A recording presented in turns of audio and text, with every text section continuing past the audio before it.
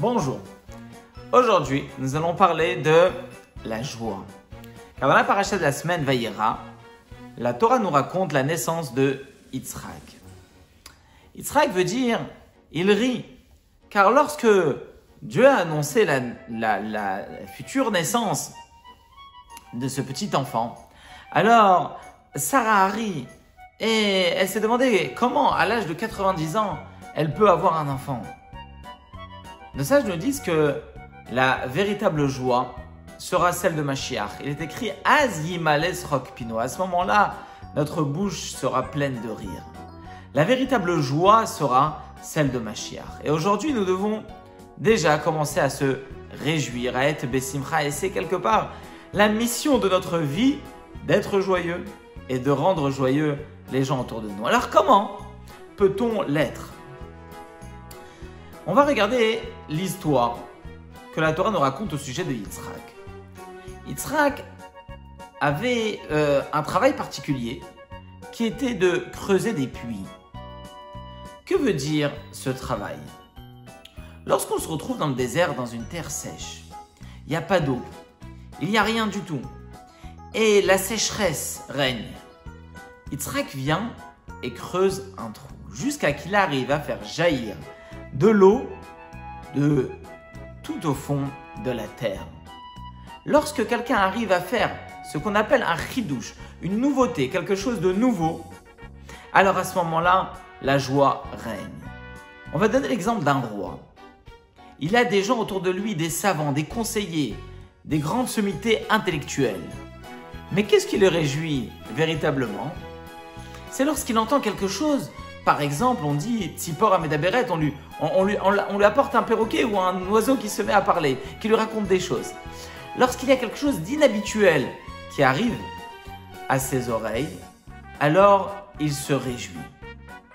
Nous aussi, dans notre vie au quotidien, on peut voir des choses extraordinaires, magnifiques qui se passent tous les jours, mais on n'en prend pas conscience.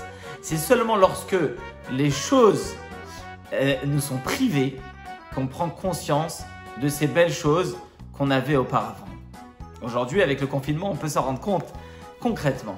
Alors, la joie, celle de Yitzhak, c'est celle de Mashiach. Ça veut dire que lorsqu'on est en galoute, on est en exil aujourd'hui, et croire en Dieu, servir Dieu, amener la reconnaissance de Dieu dans le monde, dans notre vie, dans notre maison, au quotidien, dès le lever du matin, se réveiller, se demander qu'est-ce que je vais faire aujourd'hui pour accomplir la volonté de Dieu, amener le Mashiach, c'est un travail.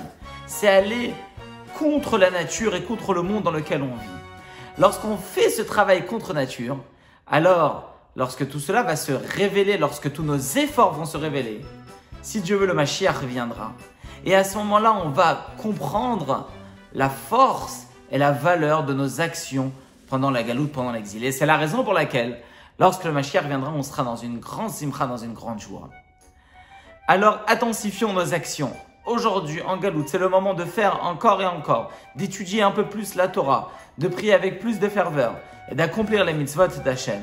Et à ce moment-là, on va amener la vraie joie, comme il est écrit que la vraie joie, c'est celle de la mitzvah. Lorsqu'on accomplit une mitzvah, alors à ce moment-là, on est véritablement joyeux. Je voudrais terminer juste avec une petite anecdote d'un rav en Israël, le rav Avraham Sasonkin, un chassid. Toute sa vie était pleine de complications et de problèmes, de malheurs. Et un jour, sa femme rentrait chez le rabbi pour lui parler de le moral de son mari. À ce moment-là, le rabbi lui dit « Si votre mari est joyeux, alors cela est ma mission. Et si il arrive à apporter de la joie autour de lui, alors il va accomplir de cette façon la mission que je lui donne. Et si il arrive à apporter aussi un peu de judaïsme dans son entourage, alors il accomplira ma mission entièrement. » Voilà, notre mission est d'être joyeux et d'apporter de la joie autour de nous. Shabbat Shalom et de bonnes nouvelles.